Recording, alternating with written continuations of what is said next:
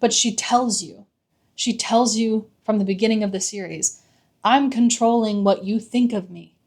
You think of me what I want you to think of me. And it worked.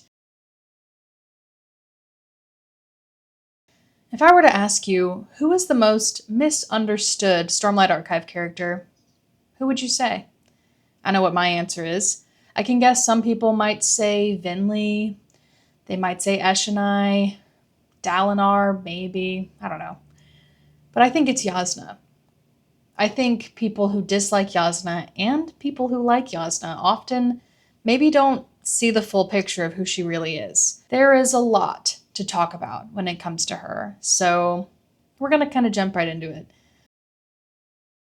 I just want to say, first and foremost, Jasnah is my queen forever and always. I love her very, very much, but I'm going to try not to let my bias, because I feel so connected to her, she's definitely my mirror character, get in the way of making this video as objective as possible. Jasnah is not who she portrays herself to be throughout the entirety of the first arc of the Stormlight Archive, and people fall for it, readers and characters alike. And she makes it pretty clear. Pretty early on, she tells Shallan that power comes from perception. If you can control people's perception of you, you can always have power in the situation. And sure, she may go about things in a way that's more direct and blunt and not always very kind in her words. But does that mean she's an unkind person? No. Shallan and Jasnah have such a beautiful relationship in The Way of Kings pretty early on. Part of the reason why Shallan struggles to steal from her is because of how Jasnah accepts her. It's not just that Shallan is enjoying the learning. Jasnah's a good teacher. She, of course, puts Shallan through the ringer for a couple of chapters to get her to really prove that she's worthy of being a ward, because Jasnah's got a lot going on. She doesn't have time to concern herself with some teenager, as she is focused on what she perceives to be, and what her friend is telling her is a huge problem, heading at them full steam. It's definitely understandable why she would be wary about taking anyone as a ward. But she accepts Shallan. Why? I think it's because she sees herself in her. And I also think, obviously, that she impresses her with the way that she prepares and how dedicated she is to this task of becoming Jasnah's ward. And I think that's the very beginning of Shallan's character, or Shallan and Jasnah's relationship. Jasnah can be kind of hard on her, but she's listening to her. She's remembering things about her. She's maybe being a little harsh in the way that she teaches certain lessons, but she's always concerned not just about Shallan growing, but she's protective of her. She's aware of her. She's supportive of her. And truly, sure, at first she looks down upon art, and she looks down upon that feminine pursuit, but she ends up really accepting that about Shallan and loving that about Shallan. One of my favorite moments from The Way of Kings is when Jasnah gets really nasty with Kabsal and accuses him of pursuing Shallan so hard that she tries to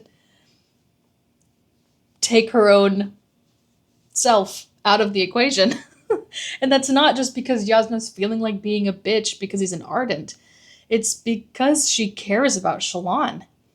And she can be blunt and straightforward and hard to deal with in terms of how she responds in these moments. But Jasnah has carefully curated her appearance and demeanor for years, ever since this trauma that we know she has from her youth. Her sickness, illness, whatever it may be that caused her to be locked into a room. There is a trauma there that is very deep. It impacts her relationship with her mother. It impacts her relationship with her father. And part of the reason why she feels so strangely attached to Gavilar in her interlude is because you never stop wanting your father's approval. I think for a lot of people, in a lot of ways, if you have a kind of estranged or strained relationship with your father, or mother for that matter, I think it can be difficult to not always feel a desire, even if he's the one who hurt her, And he did in some way by locking her up. And we can guess by context clues that it was him because Navani makes a comment, I believe, in Rhythm of War about how she was away. And when she came back, she found Jasnah locked in this room and had her taken out. That doesn't mean that Navani didn't have her failings as a mother. I'm positive that she did, because a child doesn't respond to their mother the way that Jasnah responds to Navani if there isn't some hurt or frustration there.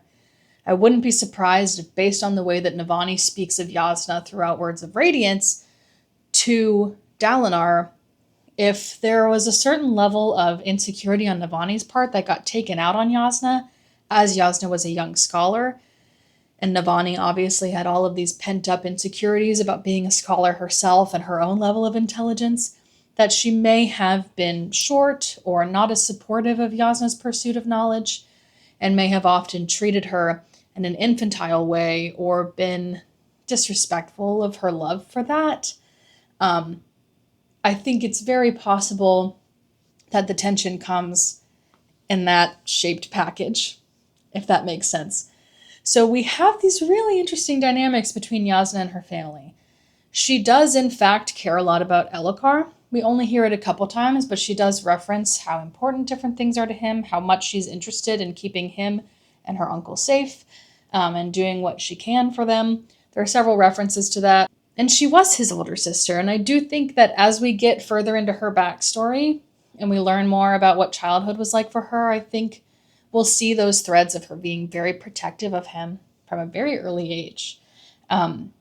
Especially because as a trauma response, oftentimes what women will do, and I think all people do it, but something that I identify with, is going through certain kinds of trauma or certain situations, or just having to grow up very quickly, it feels, as a youth, where your exterior to either it's just your family or to everyone or whatever, you become very self-sheltered. You create this big shell around you. And it's not that you are concerned fully with the thoughts of others. I mean, Jasnah doesn't seem to be, right? But there is like this level of you really want to control what people do think of you, and you never want to appear as weak. And appearing childlike is to appear weak. It's what we tell ourselves as humans. And that is sort of where things come from when Navani starts to talk about how even as a child, Jasnah was like, she was an adult so quickly. She dropped, it was as if, I think she says exactly something to the tune of, I'll try to include the quote here. It was as if the mere implication that she was a child was an insult to her. Like she got away from that as fast as possible, and she wouldn't let Navani mother her. And that's likely because she felt failed in some way by Navani, because Navani wasn't there when it mattered for her in this moment, that she started to feel as though it was easier or better for her to mother herself, to take care of herself. And that mending of their relationship, there's definitely a lot of inkling of Jasnah trying after she comes back from her time in Shadesmar after the assassination attempt. And that, like, when Jasnah comes back, there's a softening around her. But there was a softening around her before that. But I'll come back to that. When she comes back, there's a softening around her that does allow her to be more open to conversation. And we see it as a thread throughout the following books, where she is reaching out in a way and trying with her mother. We see it in Rhythm of War before they depart, has this moment with Navani on the Oathgate platform, trying to say goodbye and trying to have a moment with her. But it feels a little forced. It's difficult. And then, of course, we get to the end of Wind and Truth, when Jasnah is devastated, and all suddenly she wants is her mother, because she's been broken down. All of these exterior layers that she's been building out for the last 15, 16, 17 years, longer, have crumbled down on top of her, because this self-perception that she had, this version of herself that she grew within and without of herself, is shattered. It's all an illusion. Which is why it's interesting, I think, that she's an Elscholar, because while I do think she's all about self-improvement, Elscholar being almost a sister sign with Lightweavers, and both of their oaths being very self-focused, I think that there's a level of Jasnah's own illusions that might have attracted a cryptic friend if she had questioned herself more throughout her life, right? If she had had more of an issue with that. I'm honestly surprised she doesn't have cryptics following her around throughout most of the series, because it's a lie to herself that she doesn't realize she's telling. She does obviously hold true to this utilitarian belief. We see in chapter 39, I want to say, of Oathbringer, when she and Kaladin get into that spat, where she's saying, well, perhaps it may be too late, but maybe if we kill one of the heralds and send them back to Braze, or send them back to damnation, perhaps that will be enough to seal the fused there. And maybe we should try it. And Kaladin's like, you're so heartless. How could you say that? And Jasnah says, I would absolutely go to that lengths to save the rest of the planet. It's a pretty pragmatic way of thinking. She's not wrong. It might have worked. It wouldn't have worked. But she thinks it might have worked because they have no idea what's going on. And it's a harsh way of viewing things. But that is something that comes up in Brandon's work all the time. We have it in Mistborn Era 2 with what happens with Wax and Lessie, and sort of Wax's questioning of Harmony and this anger that he feels towards him, as if Harmony did it on purpose or did it for his own delight. Outrageous. And then we have this sort of other element at the end of Wind and Truth. We get this with Noadon speaking to Dalinar about, why not just kill the kid?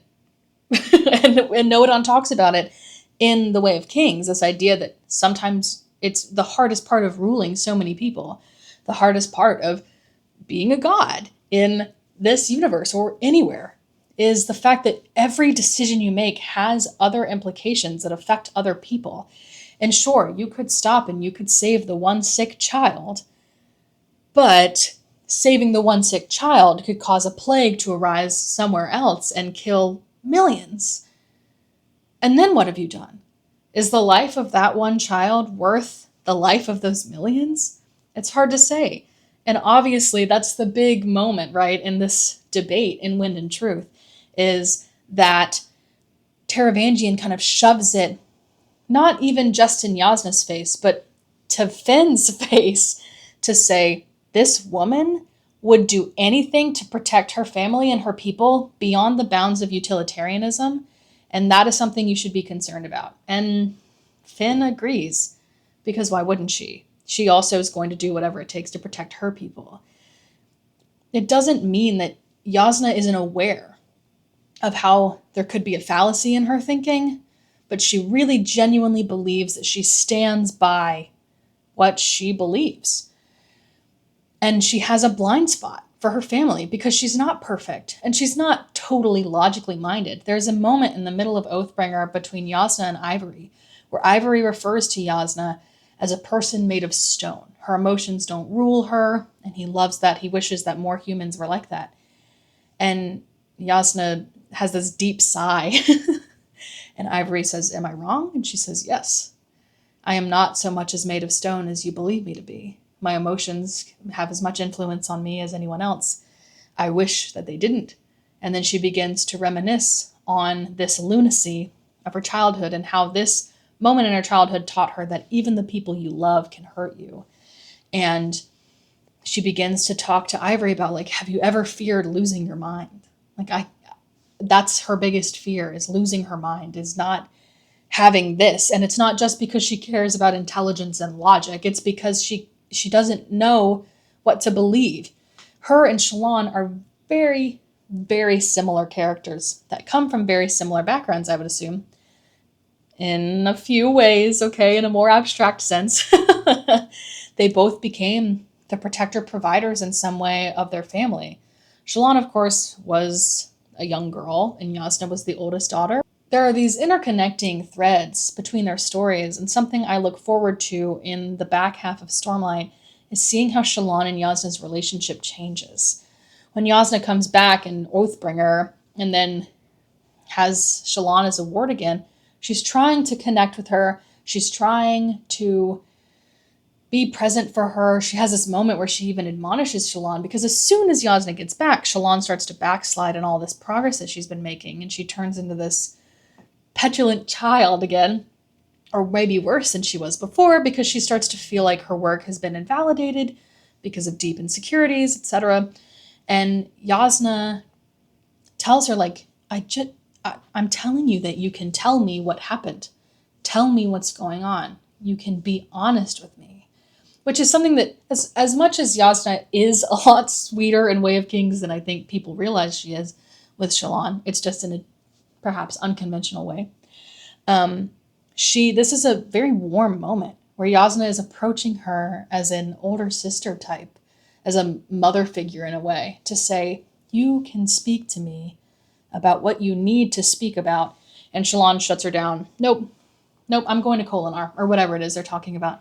Like, Jasnah is having this struggle with her, and she doesn't know how to quite handle it, but that's a beautiful moment. Like, there's just so much that's kind of changed. And we have, with her and Shallan, like, Shallan is probably in some ways representing, I think, in that moment, and throughout their relationship, especially early on when they spend more time together, Jasnah is recognizing in Shallan a lot of herself and ways in which she wishes, perhaps, or had wished, that she could have acted or with less inhibition, right? I think that there's this level of, they are going to come to a place where they can even each other out. And Jasnah, or Shallan, goes through all this growth in the first arc. And I think that growth that Shallan went through is, of course, instrumental to her, but will also be instrumental to how she helps Jasnah in the last 5 books. Because I think the student will become the teacher. Jasnah is just now being confronted with her false self. She had a sense of self that she'd built up forever. This insecurity starts chapters 5 or 6 in Words of Radiance. She tells Shallan sees her in this weak moment, right? She looks disheveled. There are fears spread around her. Shallan doesn't really know quite how to address that, right? And Shallan asks her, like, what's going on? What are you afraid of? Like, thinking, if Jasnah Kholin is afraid of something, I need to be afraid of it too. And Jasnah says, I am afraid of what I am always afraid of, that I'm going to be too late to make a difference, that I'm not going to be able to do what needs to be done.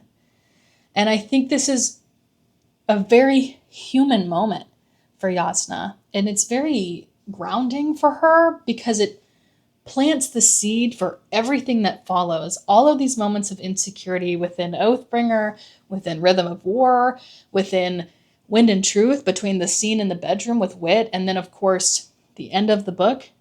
That seed of not being enough, not being able to do enough, feeling the weight of her family, of her nation on her shoulders, that is self-imposed in a lot of ways, because that is the role that she has taken up for herself, whether she realizes it or not. It's getting to a point where it's starting to crush her in Words of Radiance. And then within a year, 2 years, she's confronted even further by Odium in this debate that she never stood a chance in, ever. He's an omniscient god who can take a second to go into the spiritual realm, be in there for 20 years to become an expert on a topic, and come back into the physical realm in the same second. Like, there's, not that that is super pertinent to this exact moment, but who's to say that Odium wasn't instrumental in that trauma that Jasnah has from her youth? Jasnah references, after the scene where she kills the people in the street in Way of Kings, she has this moment where she looks off and she starts to think, she says out loud, men such as those, and she kind of trails off. And Shallan has this thought, who hurt you? And how did they hurt you? You know, there's this clear hurt. Jasnah lets the mask down around Shallan a little bit.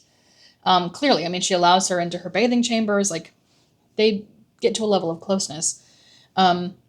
Because I think Jasnah feels just as safe as Shallan does. There's a connection there that unfortunately is really hampered by, within Oathbringer, as Shallan kind of cuts herself off from everyone and starts to close in on herself.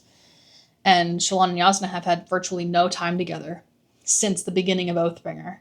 Other than, of course, in the time skip, there was time, but we don't see any of that, right? And they probably weren't, Shallan was released from Jasnah's wardship, so I imagine they probably stayed away from each other for the most part.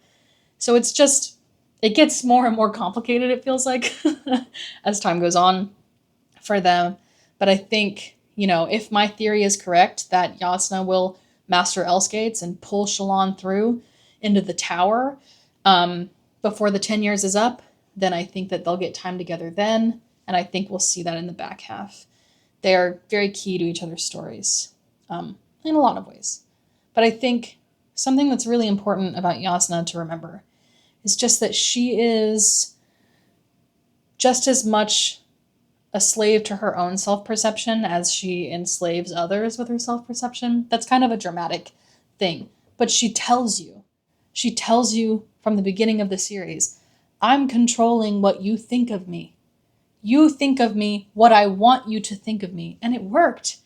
Readers everywhere praise Jasnah for her logical mind and her strategy and how cold and calculated she can be. Or they hate her for it. They think she's cold-hearted. They think she's just evil and mean and has no reason for it.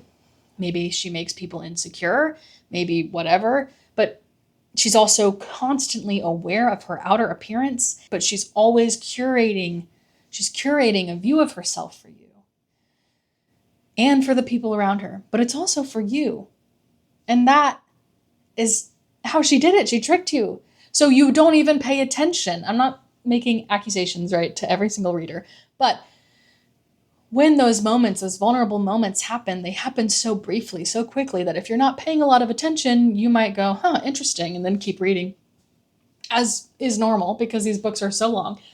But you miss some of these things. Like this implication that in Wind and Truth, the only reason that she feels disconnected from Wit in the bedroom is because she's asexual is wrong. Sure, she could be ace. She's ace confirmed. But she also feels unseen, unheard, unappreciated by him. He's not sharing with her in a way that makes her feel emotionally safe. That's a very human woman feeling. And men can feel it too. But it's a very human thing to feel like, I could maybe connect with you better if you let me in. If I knew you were being honest with me. And she says even herself, like, it would be one thing if he just didn't tell me things. But he lies. He lies to me. And that hurts her. That is such a struggle for her. And it's not, again, like, she's a very strong woman. But it's cracking. It's been cracking. And this relationship with Wit, while it provides a lot of information for her, and while honestly it's the only person I could ever see Wit being with, and Wit's the only person I could ever see Jasnah being with, truly. I think they just have this way of getting each other, but they miss each other because she's not being her full self as much as she'd like to be. She's changing for him, right? She gets this super soft bed because it's what he wants. She's trying. She's trying to maintain some kind of a relationship with him because genuinely she loves him. And she needs him. And she really appreciates that companionship. And she ends the relationship because it's what makes sense to do. It's the logical next step. And in the moment that she breaks and crumbles, she needs someone and she wishes that he's there. She wishes that she'll walk into her bedchambers and see him there. But he's gone. The letter's on the pillow. He's who knows where, as far as she's concerned. And all she's left with is this soft, cushy bed that she finds so uncomfortable. Maybe that'll change. But there's just this really intense poetry about that moment. And I want to also speak I don't want to gloss over the importance of the end of Oathbringer when she spares Renarin. That moment is so humanizing of Jasnah. I think if you've missed up to that point, those moments where she's been softer, kinder, warmer than other times, that is the moment at least where it's important, I think, to recognize how human she is, how loving she is. She it is true that there is potentially no force more powerful in that moment in the whole Cosmere than the love of Jasnah Kholin. She loves hard when she loves. And it reminds me a lot of Vin and what Tensoon says about Vin. I think her and Vin are very similar. I'm getting emotional, but I just really identify with them both. Tensoon has this awesome moment in Shadows of Self where he talks about Vin, and he says she was the most human of them all. Like, if she cut with a knife, she was the knife. And if she kissed, she was the kiss. She was deeply involved in the world and with people, and she loved everything she did fully. She loved with everything she had. I'm paraphrasing, of course, but it's true. And Vin is the more logical minded, right? Or I don't want to say logical minded, but to Vin in Mistborn, everything is simple. Just if it feels right, she does it. She intuits a lot. And she's not, I mean, she's wrong a couple times. Sometimes in really big ways, but so is Jasnah. And they both have this thing within them that allows them to be so present, but also so guarded. And that's why they have to guard themselves, because they are so loving. And sparing Renarin, she just can't bring herself to do it. Which is like the whole thing, right? That's what we have at the end of Wind and Truth. The whole thing. She's looking at, this could potentially, I mean, she did the right thing, I think, in terms of the diagram and everything like that. Killing Renarin would have made things so much worse, potentially. Maybe it would have solved some problems, but with the information that she has, she thinks that's what she has to do. If she can kill him, the same argument she made earlier in the book. Earlier in the book, she talks about how we could just kill one herald and send him back to damnation and maybe we'll be fine. And she's totally fine with making that decision. But when she's faced with making that same decision, potentially, which is thinking that sacrificing one thing and not knowing the outcome may be the thing that saves us all, she can't do it. She can't. How could she? He's her family. And she loves him. And she sees him, and she knows she can't do it. And they run hand in hand back to the fight, and Renarin saves the day, and Jasnah saves the day, and they are so... I really am looking forward to seeing them together in the back five, and seeing their relationship grow. But, like, that moment, how can you read that moment, get through the end of Wind and Truth, and say Jasnah's a cold-hearted bitch? I've seen it. I've seen it said several times. How can you really believe that? Really? Art is up for interpretation. Art is up for interpretation. Art is up for interpretation. You can believe what you believe, and that's fine. But I think Jasnah is so much more, and it's been there the whole time. And it's okay to not pick up on it because it's really subtle. I pay close attention to her because I got into the beginning of The Way of Kings, and it was within the end of the first part. By the end of the first part of the book, I was like scarily in tune with Jasnah, and I recognized a lot of similarities between us in a way that I was like, oh, I don't know what this says about me. I even said it in a video on my TikTok, I think, where I was like, I don't know what it says about me, but I really connect with Jasnah in a way I wasn't expecting, based on, what I'd kind of very loosely heard about the characters before I read the book. And then it just kept going. And I remember in Words of Radiance, I had already known that Jasnah was going to survive because I'd seen spoilers about it.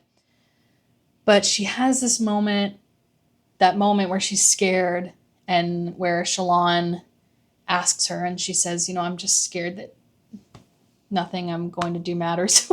I'm not going to make it to save everyone. I can't do this. I'm going to be late. I'm going to be too late to make a difference. Like, that is something I resonated with so hard. I was already in tears because I just feel it so strongly. And then for the next chapter, she dies. I legitimately burst into tears. I knew she was surviving. I knew we would see her again. because I'd seen the spoilers about it. But I fully just sobbed in a way that I hadn't since I finished The Lost Metal. Like, I felt so connected to her, and I was like, please, I know she's going to come back, but I don't know when she's going to come back, but please let it be sooner than later, because that's my mirror. She's my mirror. I just feel this connection to her, and I can't explain it, and I think it's because similar, when you see yourself, it's kind of undeniable. And as the story goes on, she just being in her head, there were moments where in Oathbringer, especially a couple of her POV chapters, we get them so in often. And then in Rhythm of War, there were just these moments where I would read in her POV and I would have to put the book down and walk away because it made me feel like it was a thought I'd had the day before. Like, our minds are the same. It's very scary. To see yourself so clearly in a thing, I was intimidated and I was nervous and unnerved by seeing myself that way because I was really connected to Vin and I was feeling connected to Shallan, but Jasnah was just on a whole other level and is on a whole other level. And so I paid very close attention to everything because it just was shocking to me. And I'm not the only person who has this experience with Jasnah. A lot of people do. The putting on the appearance of, or trying to be sure that people know that you're intelligent in a way. Not trying too hard, but intelligence being important to you. You know, Jasnah has this whole speech about how that is, the woman's mind is her greatest power. It's her greatest tool. Our feminist queen. And I agree. And that's how I feel about myself. And I do control people's perceptions of me, but not because I don't want to be known. But maybe in a way I fear it in the same way that she does. And Wit is the first person she really opens up to, which is why it feels like such a rejection when he lies to her, because she's finally opened up. And do I think she's told him everything? I don't know. But she's been more honest with him than with others, I would say, because they recognize something in each other. It has more to do with it is much more to do with who they are than just like they both take care of their appearance. You know, like there is something that they see in each other, because I don't believe, and you shouldn't, in my opinion, believe that Wit would just enter a relationship with any mortal. Like, he's smarter than that, than to get too involved. And yet on Roshar, he gets very involved. Is it because he feels responsible for bringing the people of Ashen to Roshar? Maybe.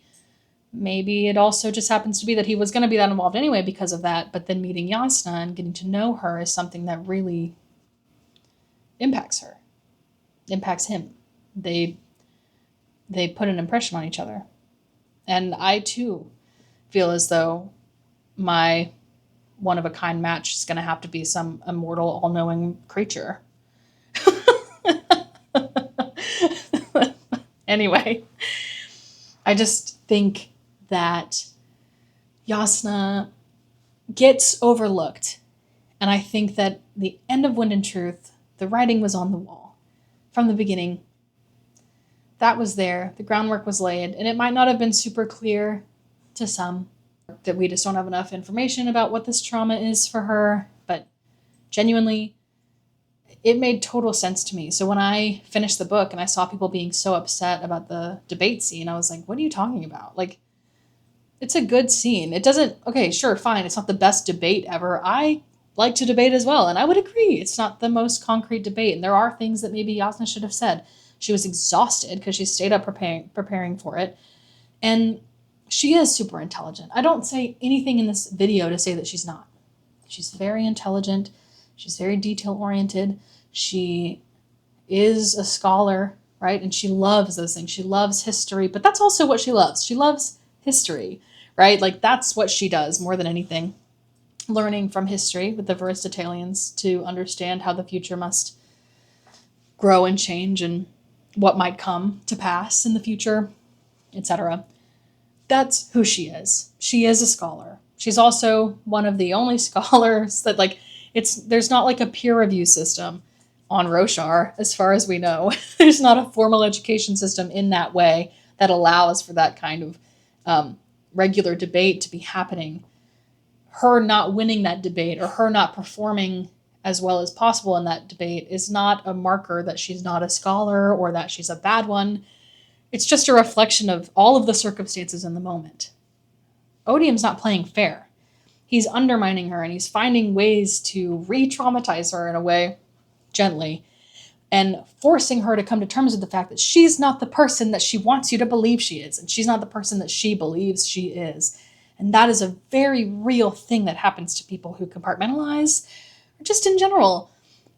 When you've been deflecting for so long, the image that you have been presenting to others is the image that you also believe yourself. And so when you are confronted with your blind spot, when you are confronted with having to accept that you don't live the way that you claim to live, the way that you believe that you live, when you really sit and examine and are forced to sit and examine your actions, your thoughts, your patterns of behavior in a way that completely undercuts your sense of self, you crumble. You fall apart when your sense of self and when your ideals mean so much to you. This is something that I have faced in my life twice, where I have really believed, and it's not my weak will. I don't have that. It's that I really have tried to live and believe in these certain moral codes and ethical values, and I've been very intentional about these things, and I've really seen myself as a certain person.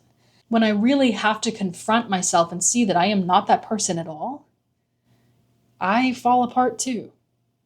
I shatter, I crumble, I break. Because what else can I do in that moment? Being faced with a loss of self like that, having to redefine, having to reimagine yourself, that's terrifying. And it is disheartening. And I get it. And if it happens to Jasnah, and I've experienced it too, that means that it happens to other people and that it's a perfectly legitimate response to have in a moment like that. She's misunderstood because she's right. She won. She told you how to see her. She told you who she was, and she lied, and you believed her. And that's fine. That's what she wanted. And then it ended up hurting her later. So that's how I feel about it. Jasnah is everything to me, so be nice. Just generally speaking, I think she deserves more grace. That debate deserves more grace. And Jasnah Kholin is so much more than what she wants you to believe that she is. She wants you to believe that she's hot shit, okay? And she is. But there's a lot under the surface boiling that she's not dealt with. And that's beginning to come up throughout the series. And it's dancing under the surface, and then it goes away, and then it dances again. And then it breaks free when she is confronted the way that she is at the end of Wind and Truth. So that's all I have to say about it. If you have any questions, let me know. What are your thoughts on Jasnah? Do you think that there's another character that's perhaps more misunderstood than she is? Do you think that I'm completely wrong? Say what you will. Let me know down below what your thoughts are on this. Clearly, I have a lot of thoughts and feelings about it, but I just had to get it out. It's there. It's all there from the beginning. So, yeah. Thank you so much for watching. I can't wait to hear what you think, and have a great day. Thanks so much.